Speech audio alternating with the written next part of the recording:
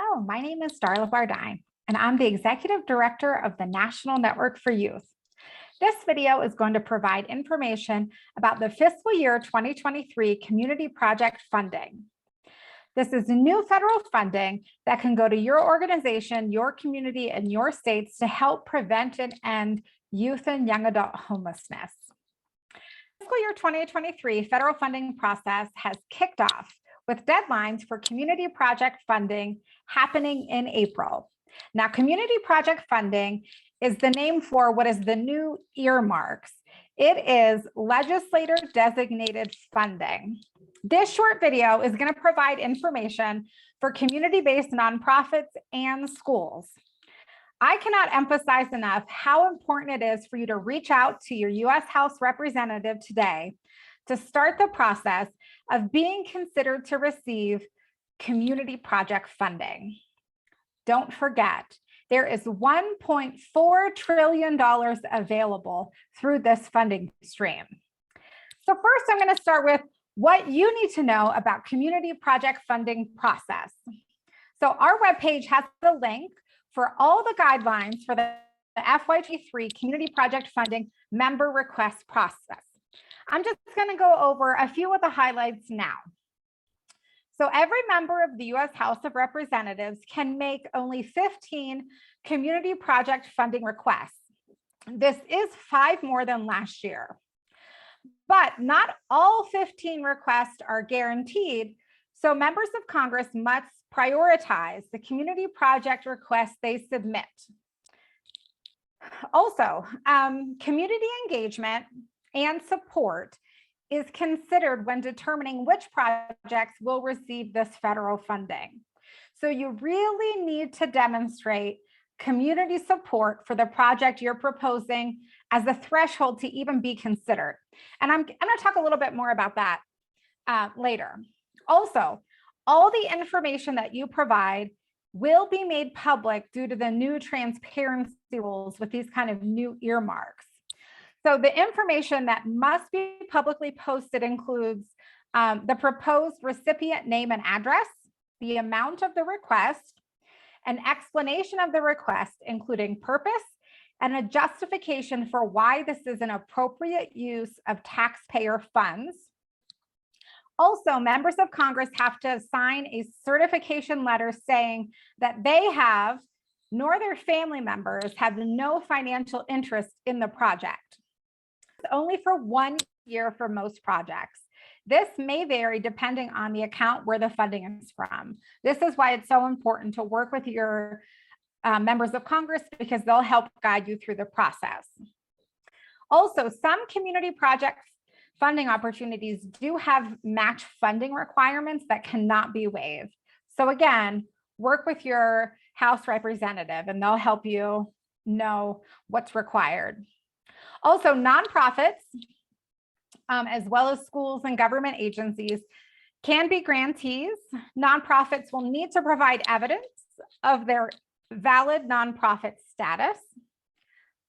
For-profits are banned from receiving this funding.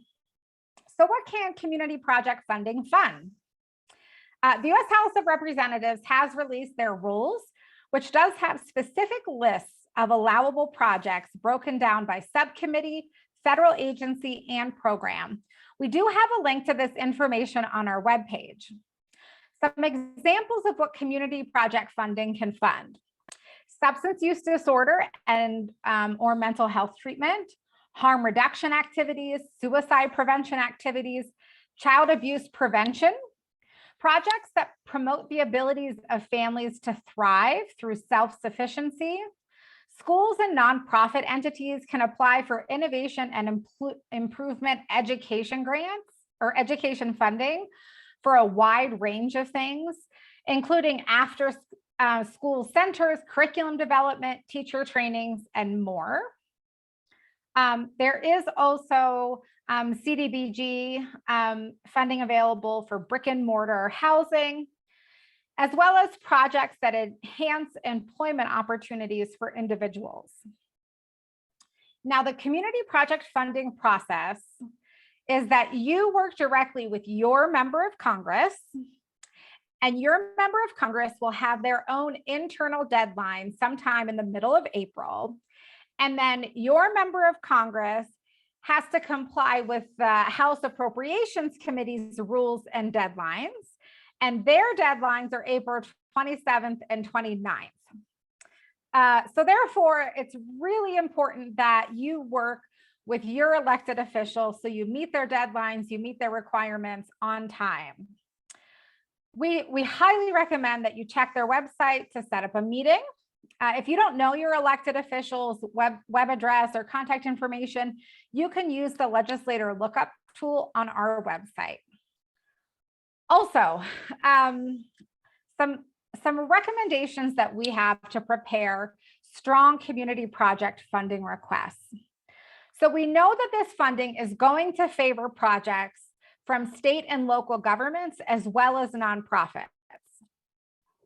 Members of Congress are going to be more eager to back and highly rank projects that, one, demonstrate strong local support, two, has well-documented potential benefits, and three, projects that are as close as ready to start as possible.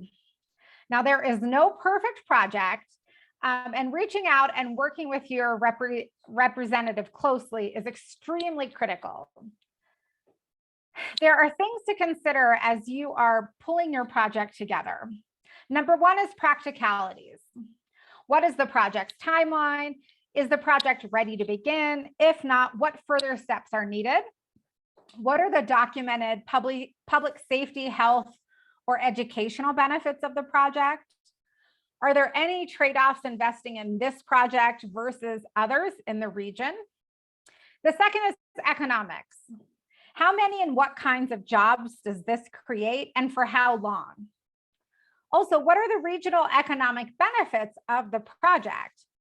What is the estimated impact on local tax base? And is the project located in a disadvantaged or underserved area, or will it support an underserved population? The third thing to consider is politics. How much are non-federal entities, such as state, local governments, private donors, and other funders contributing to the project? Do regional local governments, businesses, and residents support the project? Do other members of Congress support the project? You can actually get letters of support for your project from other members of Congress that aren't actually submitting your project. The fourth thing to consider, to identify and develop champions. Beyond preparing a strong proposal, applicants will boost their proposals by securing bipartisan and bicameral congressional champions willing to put their names on these proposals. So for larger regional projects, your pool of potential champions grows. We know that we have a lot of service providers who provide housing and services on a regional basis, and it covers the congressional districts of multiple members of Congress. You should reach out and engage them all and identify who you really want to put forward the proposal, and then the other ones are who you want a letter of support from. And then the final kind of piece of advice is to prepare for the long haul. The earmark and appropriations process is a year-long cycle. It will require months of advocating and pushing in order to maximize your chance for success. Having a strong local group of support of your project willing to advocate will help. You can keep pushing through grassroots advocacy, committee level outreach, continual outreach to your elected official, as well as appealing to leadership. So in summary, one, look at your U.S. representative's website. I'm sure they have information about this funding there. Reach out to your elected official to determine if your project is eligible. Definitely look at the links to the materials that we have on our website. Get clear with your U.S. representative on what are the next steps and the requirements and the deadlines, so you don't miss anything, you don't have any surprises. And advocate. to your elected official, ask to be highly ranked so that you are not only in the top 15, which will be competitive, but that you are ranked highly within that top 15, knowing that there's no guarantee that all 15 projects a member of Congress submits will get funded. Thank you so much for watching this short video. If you have any questions, please feel free to reach out to me. Again, my name is Darla Bardine. My email is darla.bardine@nnforyouth.org. And we wish you the best. Thank you.